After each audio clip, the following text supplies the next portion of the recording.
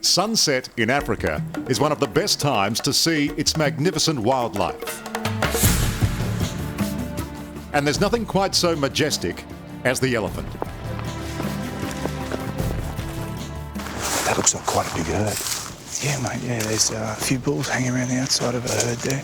It's easy to see why former Australian commando Damien Mander has fallen in love with the place. With a little one, check the little one there. He's just a baby. He is over the top of the grass. Yeah, it's cool, eh? Yeah. It takes a while for them to get to figure out how to use their trunk. It's just like a bloody loose cannon. Well, you wouldn't want to get too close with that baby. They'd be pretty protective, wouldn't they? Yeah, mate, yeah.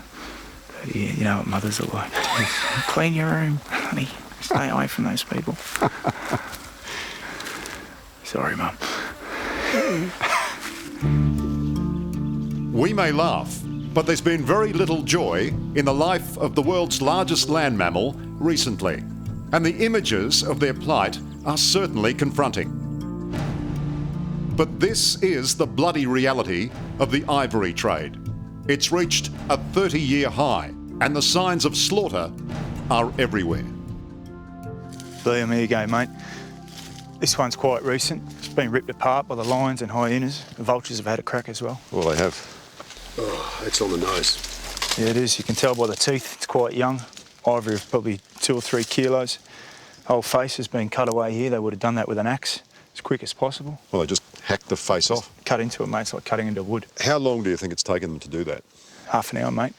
Half an hour from the shot fired, elephant going down, axes into the head, ivory's out, they're on their way. It's just tragic, mate. Jeez, it pisses me off. I first met Damien Mander in 2010. Down, face down, face down, face down. A young Australian soldier hardened by 12 tours of duty in Iraq, who decided to lay his body on the line in another war, fighting poachers. I had to go through what I went through, going through Iraq and seeing the worst side of humanity to make me come over here and spend the time here to understand what's going on here. And, you can't make everyone do that. But it's something that I know is right, looking after the environment. If we don't protect it, this earth is going to chew us up and spit us out. And this is what's at the heart of Damien's war. Masses of ivory. The brutal bounty of an estimated 25,000 African elephants slaughtered in just the past 12 months. Why is ivory becoming an issue now after so many years? Geez, mate, it's just an insatiable demand coming from Asia. And how do you meet that? You could compare it to trying to hold back the tide with your own bare hands. And despite all the good work that's been done here, they desperately need something else that's going to help them win this battle. And nowhere is the battle more critical than the massive Niassa Reserve in northern Mozambique. It's a key buffer zone against the poaching that has pushed elephants to the point of local extinction further north. And joining Damien in the fight is Derek Littleton, who runs eco-tourism in part of the reserve. Oh, gee, this is only a little one. Jesus. Look at the size of the animal. This is a baby now. Guys, these poachers use AK-47s. They're generally using AK-47s, which is totally inadequate for an animal this size. And they just open up and put a magazine into an individual, or sometimes just shoot into a herd and hope for the best. So you end up with all these wounded animals running around in the bush, some of them dying later, some of them are a real danger to everybody else out there. And there's just the bloody tragedy of the suffering that goes with it.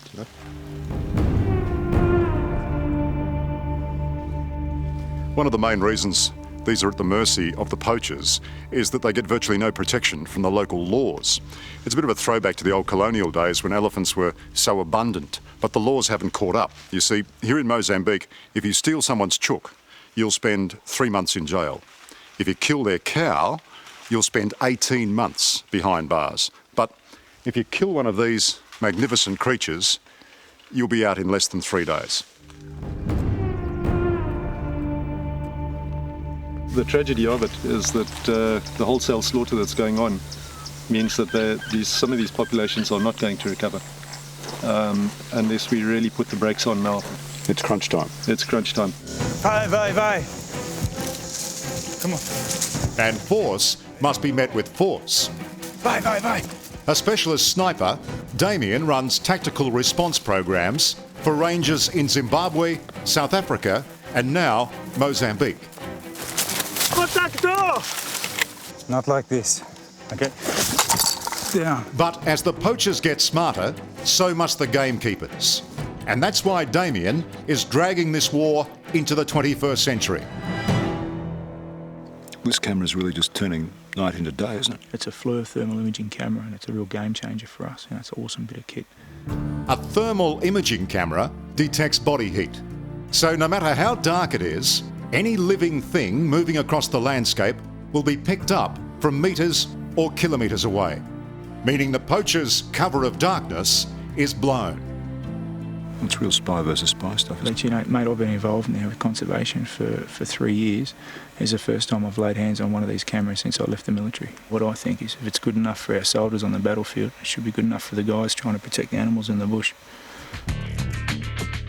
The cameras have picked up a heat signal down on the river, so we move off the mountain to investigate. Of course, at night in the African bush, the poachers aren't the only things that kill. You start thinking about the poachers, and you end up running into elephant and lion and buffalo and so on. You have to be awake. She's bloody dodgy, mate. Listen, it's not full of kangaroos and possums out here. I'm still regularly shitting myself.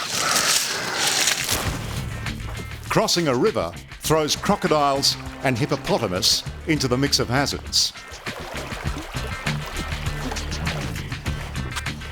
Ahead lies a camp. They could be poachers, they could be fishermen. Out here, they are often both. Boa noite. Fica ali. Não mudar nada. Nesse quer uma pessoa que não tem licença, que tem licença. Yeah, boa noite, tudo bem? Turns out these men are fishermen who could produce the licenses to be here. So they've all turned out to be legitimate fishermen. Yeah, they are legitimate. Their licence checks out. But in Mozambique right now, everyone is guilty until proven innocent. 2 mornings later, another group of men prove the point. So this fishing licence is issued to a bloke who's not here. That's correct, yeah. Actually, in actual fact, every one of these individuals here is here illegally. One bloke is from Tanzania. He doesn't have a legal pass to be here. And the other 2 are local guys, but they don't have licenses either. Which makes you wonder. Yeah, it does. It's very easy for these guys to infiltrate and get in close to where the pockets of elephant are. Well, they get a lot more money for a tusk than they would for a basket of those tiny fish. Absolutely. How valuable is this ivory for the people who are taking it? The man on the ground is receiving about $50 a kilo, $50 a kilo. And that has escalated from what was $5 a kilo a year, 2 years ago. So in a very short space of time, it's multiplied exponentially. Yes, absolutely. It's multiplied tenfold. That's what they get here, but how much does it sell for in the black markets in Asia? We are hearing stories of ivory being sold for as much as $3,000 a kilo. Wow. The stakes in this war could not be higher. And as in any war, intelligence is everything. Which is why Damien's convinced he can win with these. Drones. Unmanned aerial vehicles sending back live intelligence of what's out there. 3 years in Iraq, I always had these things buzzing over my head, and I knew that they were the reason that I came home safely a lot of the time. So I thought, if I can have one over there bringing me home safely, why can't these elephants have one here? You know, we know they work. I can send a drone out and cover in 2 hours what a ground team, one of our ground teams at Rangers is going to cover in a whole week. You know, I mean, you can't dispute that. It's an expensive and ambitious plan, but you have to start somewhere. And Simon Beart, an aircraft mechanic from Melbourne, has come to Mozambique to build Damien's first drone. I don't know anything about tactics, about weapons and all of that. That's Damien's area, but I sure as hell can get some technology working here. Well, you don't get paid anything for it. It's a big call. No, I have done all of this. Damien and I have basically pieced this together ourselves out of our own back pockets. But we're getting there, mate. All for the animals. All. Yep. Okay, go. But first, Damien's drone must launch and fly. And away. Goes, mate. Duty. Up he goes, like a homesick angel. That's the greatest hope for wildlife we'll ever know. What a ripper, look at it go. As soon as I came over here, I just said, geez, technology's going to win this war, and it will. Yeah. Listen, drones are the biggest revolution on the battlefield in decades. Yeah, mark my words, conservation will be changed by drones. Yeah, we're entering the drone age. In the sky, on the ground, this battle will be fought on many fronts. But if successful, Damien and his men won't only ensure the future of the magnificent elephant, but potentially all of Africa's extraordinary wildlife.